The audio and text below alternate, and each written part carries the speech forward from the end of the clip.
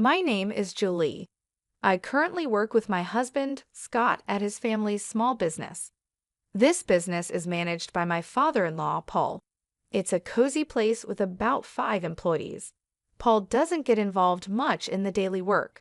Instead, Scott, who will soon take over as president, works hard. He looks for new clients and projects, showing his dedication to growing the business. When we have a big project, all the employees come together enthusiastically, creating a vibrant atmosphere. I have been working here for 12 years since I got married. Hey Julie, how long do you plan on clinging to our family business? My mother-in-law, Olivia, asked this as I came home early to make dinner, while Scott was still at the office. Olivia had retired from the business when Scott and I got married and seemed happy about her retirement. But now, with more free time, she often criticized me. "What do you mean by clinging?" I asked, trying to stay calm. Olivia sharply replied, "Exactly what it sounds like. You must have married Scott because you couldn't find a job anywhere else, and now you're just taking advantage of our company." I sighed to myself. These kinds of comments from her were becoming more common. When I married, I left my previous job and joined Scott's family business by choice, not because I was fired. For some reason, Olivia thought I was completely unskilled at my job. I said before that it's not that I couldn't work somewhere else. I chose to join Scott's company, I told her. But she answered dismissively, "I can see right through your real intentions." She thought she knew everything about me and walked back to the living room. However, the problems with my mother-in-law weren't just her words. She had quit her job promising to look after the house, but she never helped out. My father-in-law often asked her to do some chores since she was home all day, but she stubbornly refused, saying, "I've worked all my life, now it's the daughter-in-law's turn to do the housework." As a result, I usually ended up making dinner. Olivia seemed to make and eat her own lunch as she liked, but she never cleaned up afterward. Each day, as I returned for my errands, the sight of piled-up plates and utensils greeted me, stirring a mix of frustration and resignation within me. Gathering my courage, I decided to address this domestic issue one sunny afternoon. "Olivia," I began hesitantly, trying to sound as diplomatic as possible, "I've noticed the dishes often get left in the sink. It would be really helpful if you could tidy up after your meals. It's just a small request, but it would mean a lot to me." To my dismay, Olivia's response was far from understanding. Her eyes flashed with anger as she snapped, "Are you trying to give me orders in my own house? You're just a daughter-in-law. How dare you dictate what I should do?" Her sharp and unyielding words reminded me of the delicate balance in our family dynamics. "I wish Helen were here instead of you," Olivia continued, her voice laced with a mix of longing and bitterness. Helen, Scott's younger sister and my sister-in-law, was a spirited and ambitious woman. Our encounters had been limited to brief formal meetings, and she was notably absent from our wedding, having canceled at the last minute. I later learned from Scott that she had overindulged with friends the night before and was nursing a hangover, unable to attend. Despite this, Helen pursued her dreams fiercely, relocating to Jersey after her college graduation to dive into the bustling world of fashion design. In an attempt to change the subject, I mentioned Helen's hard work and dedication. "Helen's really making a name for herself in Jersey, working hard in her field," I said, hoping to ease the tension. However, Olivia's views on Jersey were negative. Jersey, that cold, impersonal city. It's no place for someone as warm-hearted as Helen. "And you're from Jersey too, aren't you? Now it all makes sense. You're always so distant towards me." Caught in this tiring conversation, I realized that if I didn't start preparing dinner soon, we'd be eating much later than usual. While dealing with my own frustrations, I managed to stay calm. "Mom, let's continue this conversation later. I need to focus on getting dinner ready, or we'll be eating quite late tonight."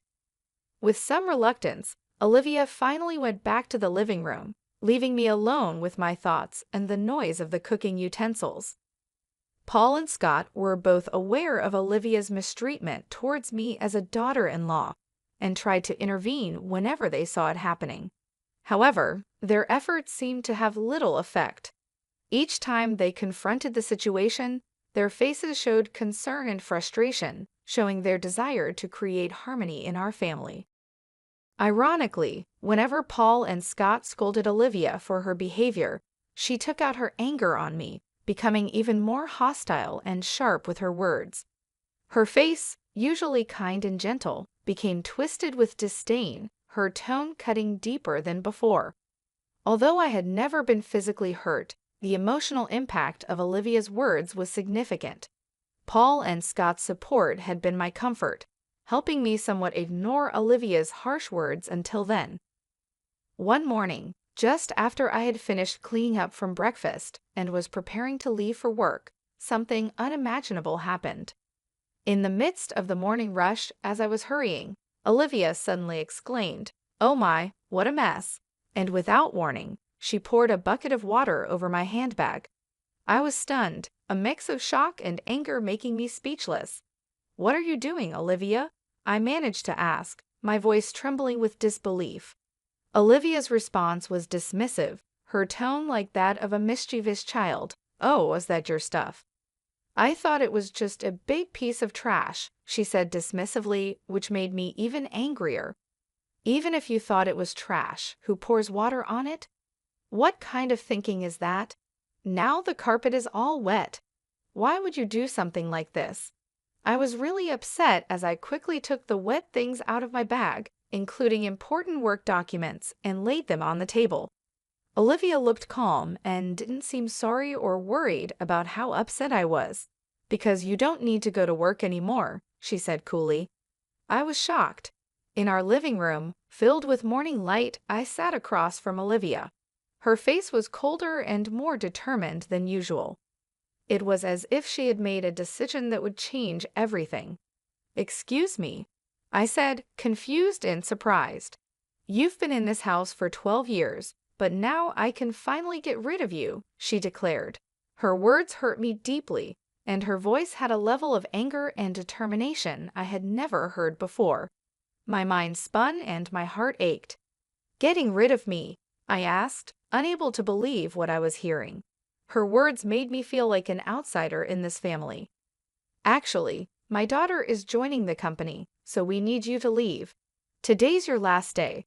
All you have to do is bow your head to your father-in-law and Scott, apologizing for all the trouble you've caused," she said with a mocking laugh. She was using my job to push me out. I had spent years at that job, earning respect and making memories. I was shocked and hurt. My devotion to this family seemed to mean nothing to her. It horrified me not just that she acted this way, but that after 12 years of hard work, she could ask me to leave so her daughter could take my place. It felt like my years of effort were being disregarded. "Really? Are you sure about this? Wasn't Helen working in a clothing store in Jersey?" I asked, reflecting my confusion and worry. My job was more than just a paycheck. It was my way of fulfilling myself. Meanwhile, Helen, my sister-in-law, seemed to have grown tired of city life and decided to come back to the family. She said she was tired of the unfriendly people in Jersey, so I told her if she came back home, I'd have a job ready for her. She agreed to return immediately. "Now that she's coming back, I want you out of this house," she told me. I couldn't believe her words. She was ready to turn my life upside down with just one decision, completely ignoring my role in the family and not even listening to me.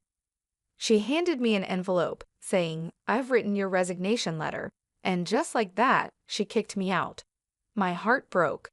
Everything I had built over the years seemed worthless, treated like just a piece of paper. Her actions deeply hurt our family bond.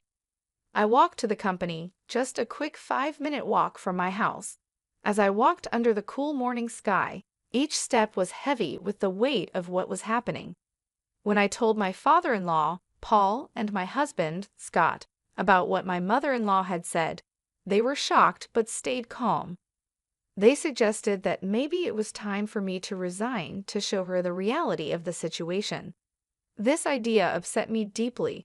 I had worked hard in our family business for years and barely knew what a long vacation was like, aside from short breaks during Thanksgiving and the holiday season. Encouraged by Scott and Paul's kind words, "Why don't you spread your wings for a change?" I decided to go on a little trip. As I packed, I thought a lot about my life, my choices, and what was ahead. Meanwhile, my sister-in-law Helen, who was supposed to replace me at the company, shockingly didn't show up until 3:00 p.m. Her lack of responsibility disappointed Scott and Paul, who had been managing without me. Helen seemed not interested in learning the work despite their efforts to teach her. Hearing this made me worry about the future of our company, even as I looked forward to my trip. Leaving without seeing my mother-in-law, I quickly started my journey. During the trip, as I enjoyed the view from the train, I reflected on my life past, present, and future and savored local seafood delicacies. I thought deeply about myself, my family, and our business. But on the 5 days of my trip, the peace was broken when Helen called me crying. "What's going on?" I asked. "Mom said it was an easy job, just sitting in a chair, but Scott and Dad are acting like I can't do anything right," she said. Her words, likely influenced by my mother-in-law, surprised me even as I was enjoying my break. I decided it was time to address the situation. "So, Helen, how good are you with computers?" I asked her. Hesitantly, she replied, "Well, I usually watch videos online, and I play games too." This question was to see if Helen could adjust to a new job. Having worked in a clothing store in Jersey for a while, her computer skills seemed basic. "Do you know how to use Word or Excel?" I asked. Helen looked confused, showing she wasn't familiar with these tools in a professional setting. Even in clothing stores, tasks like managing sales data in Excel or recording customer info in Word are common. Have you ever worked with image editing, video editing, or audio editing software? Do you have any experience with such tools? I asked. Helen, clearly puzzled, replied, "What's all that?" This question aimed to dig deeper into her technical skills to better understand her capabilities. Considering her background in the apparel industry, it's unlikely she never used a computer. Tasks like tracking sales, managing inventory, and inputting customer data would have required her to use Excel. When asked if she can handle calculations for sales or fill in documents, she confidently said, "I can do that." However, when I asked if she could also calculate tax, her confidence faded, and she answered uncertainly, This question tested her math skills and her ability to use them in a business context. While Helen might have other skills, it was clear she was insecure about the necessary skills for the job. Her discomfort seemed mainly due to her struggle with calculations, which could explain why she faced criticism from Paul and Scott. First and foremost, I needed to show my mother-in-law and those who tried to push me out that they were mistaken. "Since you're taking over my job," I began. I told Helen that she needed to handle the accounting tasks well and remember to be professional in her emails, because a casual tone that might be fine with friends doesn't work for business. She would also be in charge of scheduling the staff shifts. Even though our team is small, we carefully consider everyone's time off requests, so she shouldn't just think about what's convenient for her. As I listed these expectations, I could hear her sobbing on the other end of the phone. But I was told I wouldn't have to do anything. "Why are there so many tasks?" "I didn't come back home for this," she said, and then abruptly ended the call. Over the next 4 days, I decided to enjoy sightseeing in Jersey, the place Helen had left. My time there showed me that not everyone in Jersey is unfriendly actually. Finding someone as cold-hearted as my mother-in-law and Helen seemed rare. A week after I left my job, I returned to my in-laws' house. When I arrived, Olivia, looking very upset, confronted me angrily. How dare you make my daughter cry? You won't get away with this," she yelled, her eyes full of anger and misunderstanding. She tried to grab me, but Scott and Paul quickly stepped in to calm her down. though her anger didn't seem to lessen. Scott sighed deeply before saying, Helen is upset because she was scolded for trying to boss her employees around despite not being able to do the job right. It's not Julie's fault. Besides, Julie hasn't been here for a week, so she couldn't have upset Helen. Mom, you really need to stop these groundless accusations. But Olivia kept blaming me. It's because of her. This woman is the reason for Helen's trouble, she claimed, her voice emotional and filled with baseless suspicions. Where is Helen, by the way? I asked, looking around the living room, but Helen was nowhere to be seen. Her absence added more confusion to an already puzzling situation. While it didn't matter to me that Olivia was upset about Helen, I knew Helen didn't have many options since she had ended her lease at her apartment in Jersey. I thought Helen would be at her parents' house, but she wasn't there, which made me wonder. Helen's locked herself in her room. She's been crying and saying she doesn't want to go to work anymore, Scott explained. It seemed like Helen had avoided learning the job properly. It was understandable, though, because she didn't have the skills needed to replace me. You've been turning Scott and Paul against me, haven't you? Otherwise, they wouldn't say the company ran better with you than with Helen, who can't do the job. Olivia accused me sharply. Her words were filled with long-standing misunderstandings and prejudices, leaving me completely baffled. She seemed to have always seen me as an opponent, her words reflecting years of wrong ideas. Scott let out a heavy sigh, his face showing his tiredness and frustration with the complicated emotions in our family. He had tried many times to clear up the misunderstandings among family members, but it didn't seem to work very well. Mom, I know it might sound odd coming from me, but Julie is truly exceptional at her work. She's certified in bookkeeping and her secretarial skills are top-notch. Moreover, she's studied Spanish and even has experience studying abroad. When it comes to dealing with multiple languages at our company, Julie handles everything, Scott said with a sense of pride. His mother, Olivia, looked very surprised. She had assumed that I quit my job as soon as I joined the family, so she had no idea about my contributions and achievements at work. What? That sounds like something straight out of a TV drama, I thought, recalling my college days. I was so focused on getting various certifications that I immersed myself in my studies, so much that I barely had time for clubs or a romantic relationship. It was during this busy time that I met Scott, who came to my company for business. As I found myself sharing the story of how Scott and I first met, I realized that this wasn't what Olivia wanted to hear, so I quickly got back to the main point. In short, I was responsible for a lot of tasks at the company, from handling accounting to scheduling, working with other companies, and managing employee shifts. Thanks to that, I could reach out to other businesses for deals, making the work environment much more comfortable than when Olivia was around. Scott added this, leaving Olivia speechless in amazement. Just then, Paul, Scott's father, made a comment that surprised me. We're going to shut down the company soon, actually. Helen made a big mistake. Even though she was supposed to prepare some documents, she decided to handle phone calls because it seemed more fun. While Scott and I were away, she ended up being rude to the person in charge from another company. Of course, I got a call to confirm this. Hearing this, I was so shocked that I instinctively covered my mouth with my hand. I can't believe Helen would do something like that, I murmured, filled with disbelief. The thought that Helen's actions might lead to the downfall of our company went through my mind, filling me with dread. However, as I was lost in these anxious thoughts, the story took an unexpected turn. When I explained the situation, they suggested it might be time to end the family business. We had mentioned this to you before, right? About being absorbed by another company, they said. Then, the president of company stepped forward, saying he was interested if Julie and I were involved. This was an unexpected but long-hoped-for development.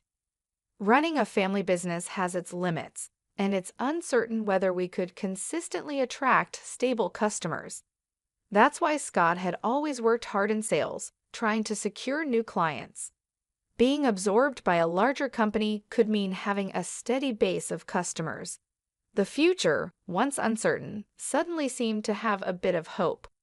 However, this news only brought relief to me, Scott, and his father. Scott's mother suddenly opposed the idea, saying, "That's not acceptable. Scott must become the president. This company is ours, isn't it?" I was surprised by this sudden change.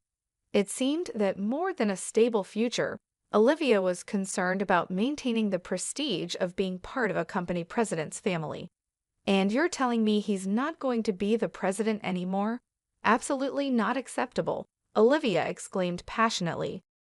This commotion caught the interest of Helen, who was upstairs in her room, leading her to come down to the living room to see what was happening. In response to the chaos started by Olivia, Paul spoke up calmly but firmly, "I am divorcing you, so either way, you will no longer be part of this executive family. Not only have you not changed your attitude towards my son's wife, but you also neglect household chores. To top it off, you spend your days out with young men instead of being home. I have no intention of supporting such a wife any longer." This was news to both me and Scott. We were so shocked that we could only stare at Paul with wide eyes. It seemed he had planned to discuss divorce from the beginning, as he took out divorce papers and a photo of Olivia with a young man from the living room shelf, placing them on the table. "If you sign the divorce papers now and leave with your belongings, I won't ask for alimony. I know getting any money from you would be pointless anyway," Paul said. "So unfair. How can you say that? Haven't I been devoted to this house all these years?" Olivia protested. "Devoted to this house? Have you done any real housework in the last 12 years? Does spending someone else's money on young men count as devotion to the house?" Paul countered. It was the first time we saw him this angry. Seeing this, Helen, who had come down to the living room, was visibly shaking from shock. "Helen, you're part of this too. You came back home because you couldn't make it in Jersey, and now you can't find a job, but still act superior. In the end, you stopped working entirely. Who did you inherit this escapism from? It's time for you to leave this house too," he continued. Next, we saw Helen's shock and resistance. She believed she was an important member of the family, but the reality was different. "Wait a minute, Dad. Mom might be a lost cause, but I'm your precious daughter, right?" she said. The family conflict deepened as Helen tried to assert her place, revealing her betrayal towards her mother. "Helen, are you betraying me now?" Olivia exclaimed, feeling betrayed by her daughter at the last moment. However, as the two started to argue loudly, Paul sternly silenced them with a shout. "If I just kick you out, it'll cause trouble for everyone, so I've asked an acquaintance to take you in. They'll be here soon to pick you up.